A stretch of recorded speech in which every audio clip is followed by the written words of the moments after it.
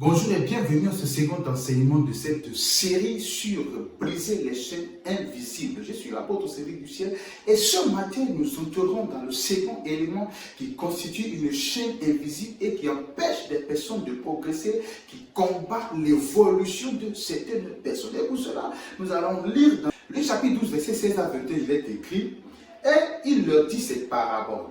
Les têtes de nos riches avaient beaucoup rapporté. Et il raisonnait en lui-même, disant, que ferai-je, car je n'ai pas de place pour serrer ma récolte. Voici, dit-il, ce que je ferai. J'abattrai mes greniers et j'en bâtirai de plus grands. J'y amasserai toute ma récolte et tous mes biens.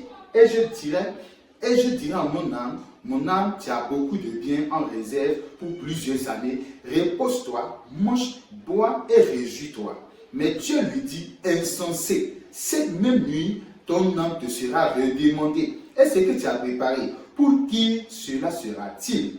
Il en est ainsi de celui qui amasse des trésors pour lui-même et qui n'est pas riche pour Dieu. Celui qui amasse des trésors pour lui-même et qui n'est pas riche pour Dieu. Le second maillon de notre chaîne invisible s'appelle l'égoïsme. Voilà un homme qui est décédé dans cette parabole, qui a été frappé mort simplement parce qu'il n'a pensé qu'à lui. La Bible dit dans le livre de Genèse chapitre 12 au verset 2, Dieu parle à Abraham et il lui dit, je te bénirai pour que tu sois une source de bénédiction. Dans le projet de Dieu, quand Dieu nous laisse dans ce monde en tant qu'enfants de Dieu, ce n'est pas pour nous, mais c'est pour les autres. Parce qu'une fois que tu es né de nouveau, tu es garanti, tu es sauvé. Ta place au ciel est sécurisée. Mais si tu es encore sur terre, c'est parce que Dieu veut que par toi, d'autres personnes soient sauvées. Alors dans ce contexte, les biens qu'il t'accorde, le bonheur qu'il t'accorde, le succès qu'il t'accorde, ce n'est pas juste pour ton bien-être, mais c'est pour que cet objectif-là soit atteint. Alors, dès lors que tu détournes le regard sur cet objectif divin et que tu commences à vivre pour toi-même, tu ne penses qu'à toi seul, tu fais des choses uniquement pour toi, alors je vais te dire qu'en ce moment, tu es égoïste et devant Dieu, tu es coupable. Sur le plan spirituel, c'est une raison valable pour le diable de contrecarrer tout ce que tu entreprends et de combattre tes biens. Je vais vous conter une petite histoire. À une époque de ma vie, j'ai eu tellement de soucis, tellement de challenges et de difficultés que je ne voulais plus vivre en fait. Pendant 2 semaines, j'ai dormi sur le sol et j'ai pleuré, Seigneur, ôte-moi la vie, Seigneur, ôte-moi la vie. J'étais tellement chagriné et blessé, déchiqueté de l'intérieur.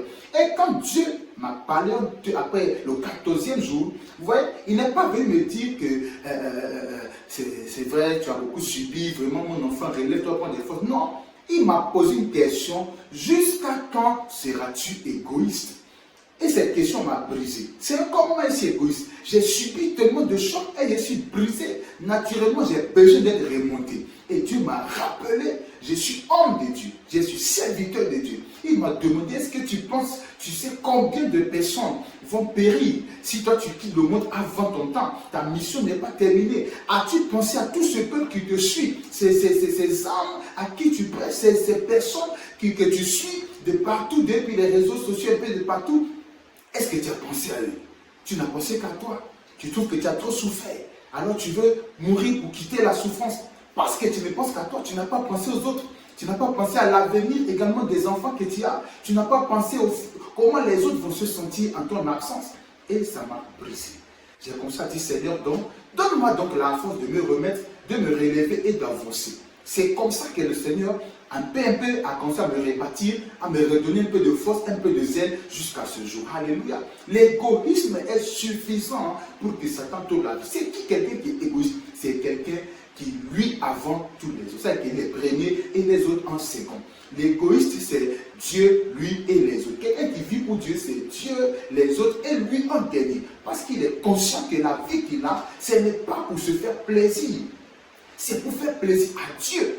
Et c'est pour servir Dieu, n'est-ce pas, au travers des autres. Gloire à Jésus. Alors, lorsque tu es égoïste, tu peux être sûr que c'est un frein pour ton progrès. Si tu as de l'argent et tu ne penses qu'à toi, Dieu ne va pas te bénir. Mais quand tu as de l'argent et tu penses aux autres, tu assises les nécessités. C'est une façon pour Dieu de comprendre qu'en réalité, il peut passer par toi pour prendre soin de son peuple. Mais si l'argent arrive dans ta main et puis ça refuse de sortir encore, alors tu ne seras pas béni. Dieu ne va pas t'accorder la prospérité financière. Quel que soit le jeûne que tu fais, tu ne vas pas prospérer. C'est pareil pour tous les autres domaines. La santé en fait partie. Si tu ne pries que pour ton santé, toi seul, la question c'est qu'est-ce que tu veux faire une fois en santé? À quoi doit te servir cette santé-là?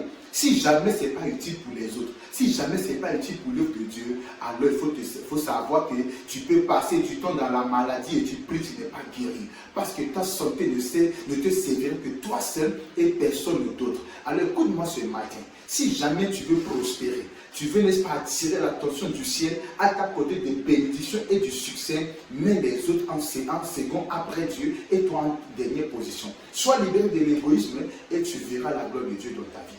Ainsi s'achève l'édition de 5 minutes de méditation matérielle d'aujourd'hui. Si tu as des questions, tu peux les poser dans des commentaires, tu peux m'écrire directement sur ma page Facebook, je vais te répondre. Alors que Dieu te bénisse, nous prions ensemble pour cette journée et que Dieu nous délivre de l'égoïsme. Père, dans le nom de Jésus, je viens te prier pour cette journée. Merci pour cet enseignement. Je prie afin que Dieu t'assure que toute forme d'égoïsme dans nos vies, dans nos cœurs soit brisée. Que nous en soyons délivrés au nom puissant de Jésus.